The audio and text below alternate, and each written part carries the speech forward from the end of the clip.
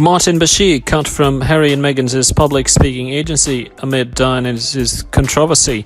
Martin Bashir has been dropped from the public speaking agency that represents Meghan Markle and Prince Harry as controversy swells over his 1995 interview with Princess Diana. The BBC journalist, famed for his panorama interview with the Princess of Wales, reportedly earned up to £15,000 Australian dollars, 27,300 for a single engagement through the Harry Walker agency. The Sun reports Martin Bashir's name has been removed from the website of the US-based agency, which also represents Michelle Obama and Barack Obama, Bill and Hillary Clinton, and Serena Williams. He's pretty popular, and it's a little embarrassing that he's on the same team as Meghan and Harry, given the controversy swirling around at the moment. A source tells the publication in recent weeks the reporter has been embroiled in scandal over the ethics of his interview with Princess Diana. Bashir has been accused of forging documents and manipulating the late royal into believing that she was being spied on, according to the Telegraph, in order to secure the 1995 interview.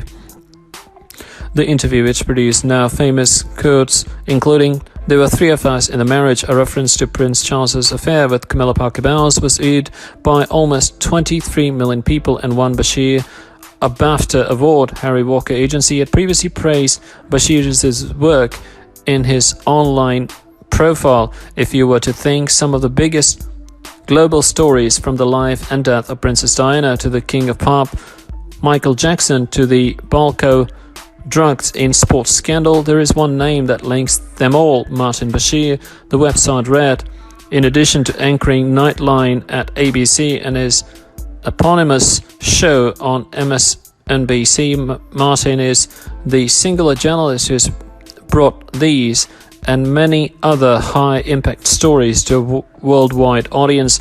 His signature reporting has delivered ratings and garnered awards around the world.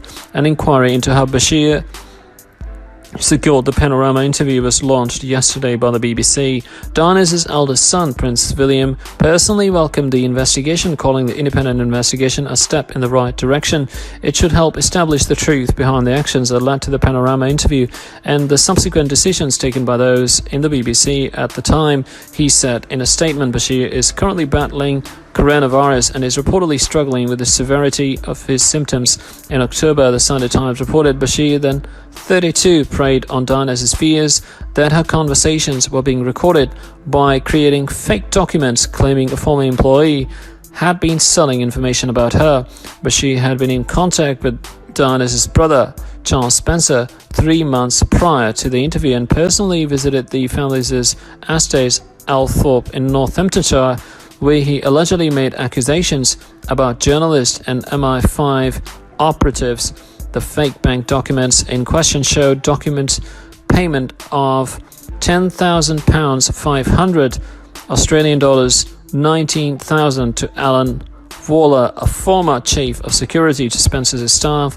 The two companies, both companies, News International and Penfold Consultants, never received the payments, and it was revealed a year later that the documents had been created by a BBC graphic designer for Bashir. Senior BBC staffer Annie Sturman was quoted in Richard Lindley's book about the interview, saying Bashir's actions were a silly thing to do. It didn't get him the interview. Why he did it, God only knows it, she added. Prince Harry joins star-studded TV appearance for a cause close to his heart. Prince Harry joined big names in entertainment such as musicians Bruce Springsteen, Sheryl Crow, and Brad Paisley. Prince Harry is standing up for heroes. The Duke of Sussex 36 appeared on the 14th annual Stand Up for Heroes event in support of military personnel and veterans on ABC Wednesday night and opened up about how his 10 years in the British Army made me who I am today. Once we joined this team, we're always part of this team, he said from his California home. Once we served, we're always serving, and proudly so. Prince Harry added that his military experience changed his life forever and for the better. It changed how I viewed sacrifice and service. I was born into a life of duty, but it was during my decade in the army that I was committed to a life of serving, he said. The event, hosted by Jon Stewart, aired virtually for the first time due to the coronavirus pandemic. Prince Harry joined big names in entertainment such as musicians Bruce Springsteen, Sheryl Crow, Brad Paisley, and more as well. Comedians including Ray Romano, Tiffany Haddish, and Lisa Schlesinger.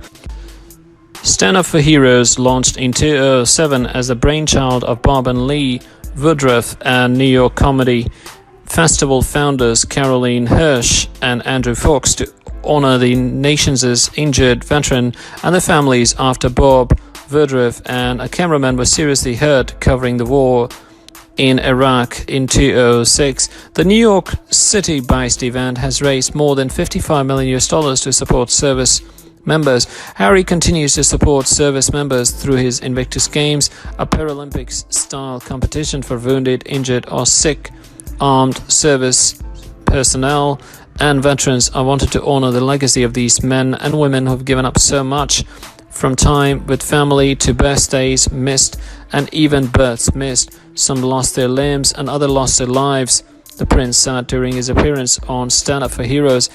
It's for that reason that I created the Invictus Games, to give injured servicemen and women a platform to excel and reaffirm the values of resilience, of community and strength, which are inherent in each and every one of us. In honor of Remembrance Day in the UK this month, Harry and wife Meghan Markle visited the Los Angeles National Cemetery to honor war heroes. The couple laid flowers that Meghan, 39, picked from the garden at the gravesites of the two Commonwealth soldiers, one who had served in the Royal Australian Air Force and one from the Royal Canadian Artillery. They also place a wreath, an obelisk, in the cemetery that features a plaque that's inscribed in memory of the men who offered their lives in defense of their country. To all of those who have served and are serving, thank you. Harry signed a message with a wreath. Prince Harry asked to have a wreath of poppies laid at the National Memorial in London to those servicemen and women who've fallen, but his request was turned down by courtiers because he no longer represents the family. The Sunday Times, which broke the story, reported Harry and Meghan stepped back from royal duties in March. Harry would have been in the UK in this period of remembrance if the coronavirus pandemic had not hit all travel plans, and he would have made a tribute of his own alongside some of his military comrades, sources have told People.